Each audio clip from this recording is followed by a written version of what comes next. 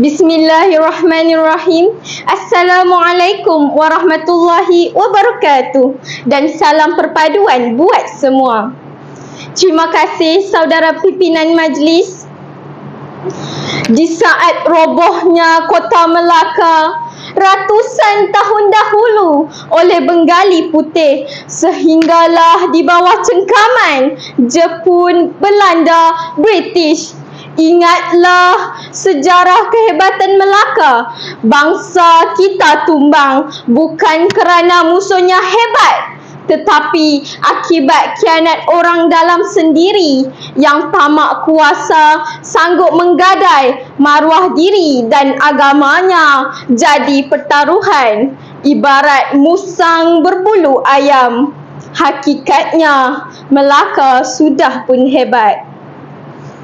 Hadirin, pada pagi yang indah ini, saya akan bentangkan 3 kepentingan penghayatan erti kemerdekaan kepada generasi muda.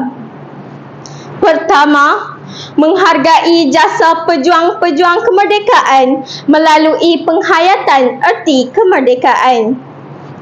Kedua, semangat perpaduan dapat dibentuk melalui penghayatan erti kemerdekaan. Ketiga, nilai kesyukuran terlahir daripada penghayatan erti kemerdekaan. Hadirin, meniti kata kunci wacana saya yang pertama, menghargai jasa pejuang-pejuang kemerdekaan melalui penghayatan erti kemerdekaan.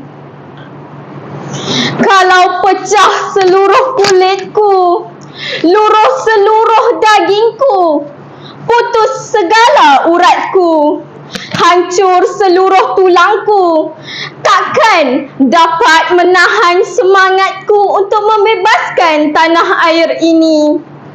Ungkapan ini menggambarkan jerih perih seorang tokoh yang sanggup berkorban nyawa demi negara pada masa depan. Begitulah ungkapan oleh Mat Kilau. Tatkala Malaysia sudah pun menerima taraf negara yang merdeka, kita jangan lupa di sebaliknya ada darah dan air mata seorang insan. Jasa dan pengorbanan mereka terlalu besar dan tidak mungkin kita lupakannya. Mereka bekerja bersama bagi membebaskan tanah Melayu daripada belenggu penjajah atas nama di mana bumi dipijak, di situ langit dijunjung. Antara pejuang kemerdekaan tanah air termasuklah almarhum yang teramat mulia Tunku Abdul Rahman Putra Al-Haj, Tun Tan Cheng Lock, Tun V Sambandem, Tun Sardun Jubir dan Ibrahim Yaakob. Tokoh kemerdekaan menjadi satu bukti yang mantap mengenai dasar kerjasama dan usaha yang berterusan bagi mencapai matlamat. Mereka telah meletakkan batu asas kepada kemajuan negara dengan cara memerdekakannya. Alangkah malangnya nasib negara yang mempunyai generasi baru yang hanya tahu akan kata merdeka, tetapi tidak memahami dan menghayati erti kemerdekaan. Sudah terang lagi bersuluh, penghayatan erti kemerdekaan dapat memupuk semangat menghargai jasa-jasa pejuang negara. Hadirin sekalian, meniti wacana saya yang kedua di bawah kata kunci semangat perpaduan dapat dibentuk melalui penghayatan erti kemerdekaan. Kisah yang berlaku di Myanmar meruntun jiwa kita. Dalam sekelip mata, ikatan perpaduan lenyap. Bermula dengan isu persoalan mengenai hak kaum Rohingya dan kini merebak kerampasan kuasa oleh junta tentera. Kaum Rohingya terpaksa keluar dari tanah air nenek moyang demi menyelamatkan nyawa mereka. Nasib tidak baik, perahu yang dinaiki melebihi muatan. Kita tidak mahu nasib yang dialami oleh kaum ini dihadapi oleh mana-mana kaum yang mendiami bumi Malaysia yang bertuah ini. Ungkapan cubit paha kanan, paha kiri akan terasa perlu diselami oleh segenap rakyat Malaysia. Kita tidak mahu pisang berbuah dua kali. Kerosakan nilai perpaduan di dalam negara akan mengundang campur tangan asing ke sesebuah negara.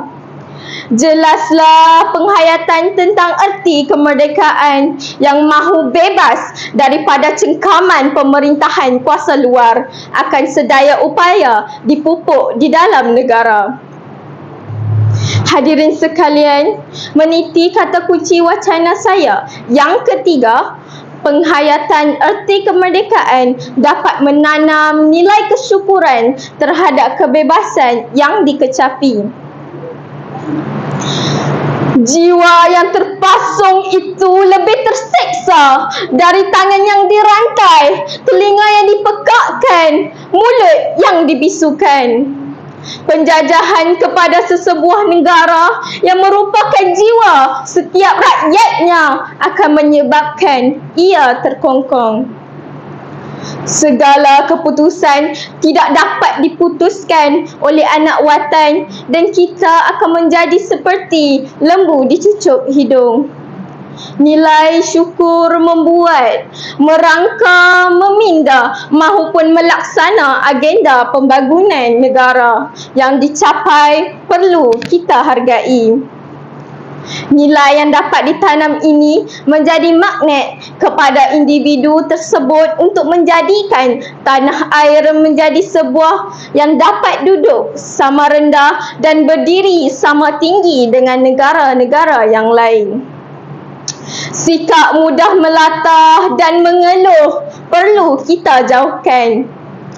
Generasi muda yang menjadi pemimpin masa hadapan negara perlu mencari titik persamaan dalam perbezaan untuk mempertahankan negara yang berdaulat. Jelaslah di sini bahawa nilai kesyukuran yang dapat ditanam perlu dipupuk dan penghayatan erti kebebasan perlu didalami hingga ke akarnya. Konklusinya, jangan kita hanya hebat di panggung melalui kutipan nilai ringgit berjuta-juta. Namun, penghayatan kisah pejuang seperti mat kilau menjadi seperti puing-puing berterbangan. Menjadi tanggungjawab generasi muda untuk memelihara dan mempertahankan hak kita sebagai bangsa yang merdeka. Generasi muda perlu dididik tentang harga suatu kemerdekaan. Sesungguhnya negara kita adalah tanggungjawab kita.